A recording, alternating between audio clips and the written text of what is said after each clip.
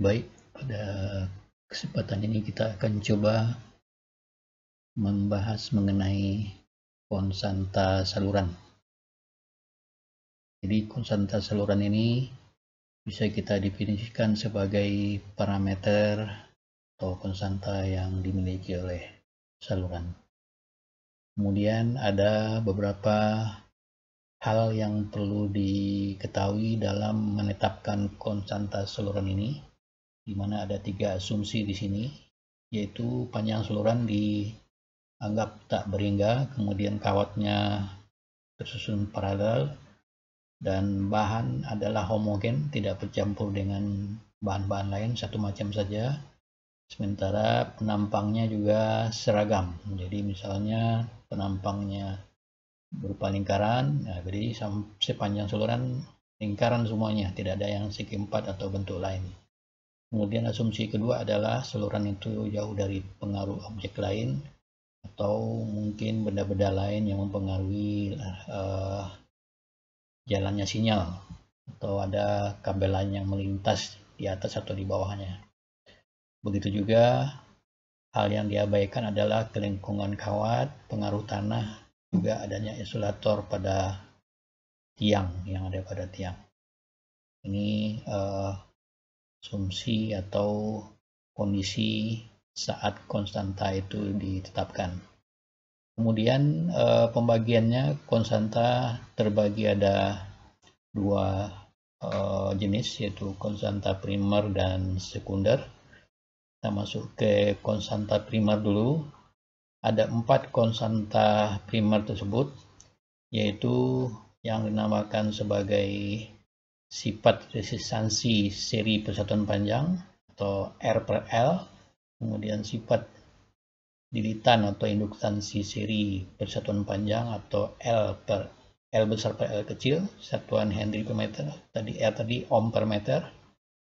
Sementara untuk yang ketiga itu sifat kapasitansi paralel persatuan panjang dengan satuan C per L kecil, simbolnya C per L kecil, dan satuannya adalah F farad per meter.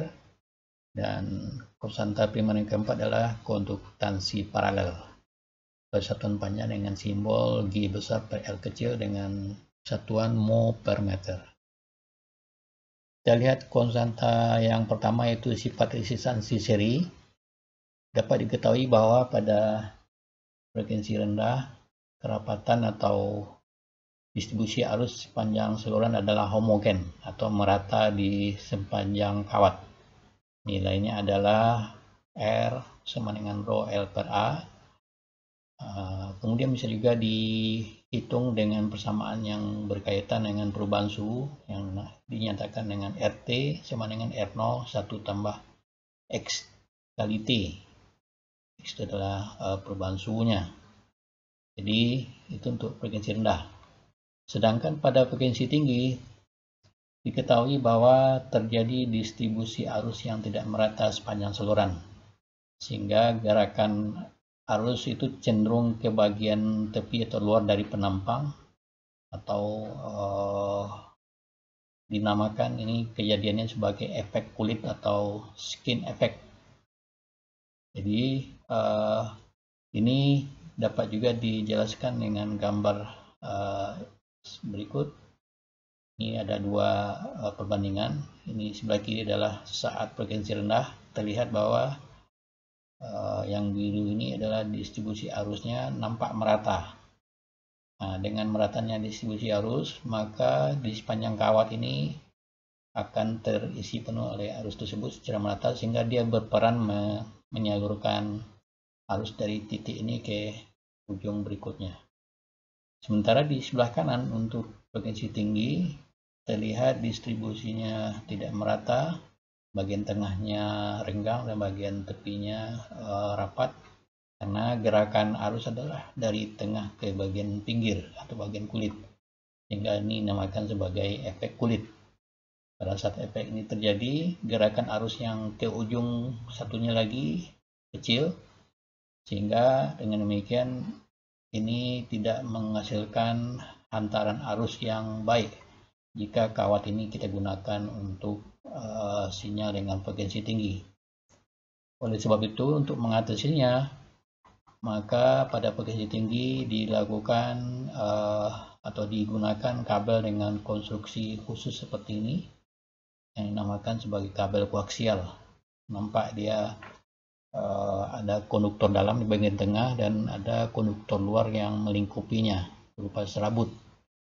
Nah, maka jika ini digunakan untuk kabel frekuensi tinggi, saluran sinyal pada frekuensi tinggi akan diperoleh distribusi arus yang merata sehingga nanti dia bisa mengantarkan sinyal dengan baik. Jadi tidak bisa kita menggunakan kabel biasa untuk sinyal-sinyal frekuensi tinggi. Kemudian konstanta primer yang kedua adalah sifat induktansi seri atau L, dapat diperoleh dengan persamaan-persamaan berikut.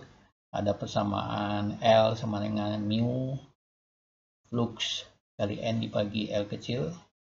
Bisa juga konstanta primer yang berupa induktansi diperoleh dari reaktansi induktif sama dengan omega L, dimana omega adalah 2pi kali F. Nah, ini bisa juga kita dapatkan L di sini. Konstanta primer yang ketiga adalah sifat kapasitansi paralel. Jadi nilai C tersebut bisa kita dapatkan dengan beberapa persamaan, bisa dari Q per V atau bisa juga diperoleh dari epsilon kali A dibagi D. Ini kalau diketahui luas plat dan juga jarak antara kedua plat serta permitivitasnya.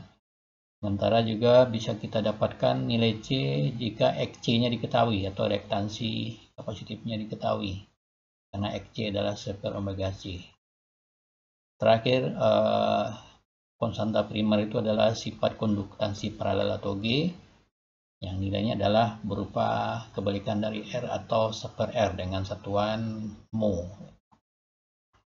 Dari pembahasan keempat konstanta tersebut, maka kita bisa menyatakan rangkaian ekivalen dari saluran transmisi itu sendiri. Terlihat dia terdiri dari konstanta primer itu, ya. Jadi ada R seri, L seri, G paralel dan C paralel. Jadi setiap elemen terkecil dari saluran itu dia mesti mengandung 1R, 1L, 1C dan 1G. Sehingga dia kalau dia berupa panjangnya L, maka dia bersambung terus sampai sebanyak atau sebanding dengan panjang salurannya. Jadi ini kesimpulan atau penerapan dari konstanta primer tersebut ke dalam bentuk rangkaian ekivalennya. Sehingga dari pembahasan ini kita bisa memahami 4 hal di sini: definisi dari konstanta, kemudian apa itu konstanta primer, kemudian macam-macam konstanta primer, serta rangkaian ekivalen daripada konstanta saluran tersebut yang terdiri dari R dan L yang secara peri yang juga disambungkan dengan C dan G yang tersusun paralel.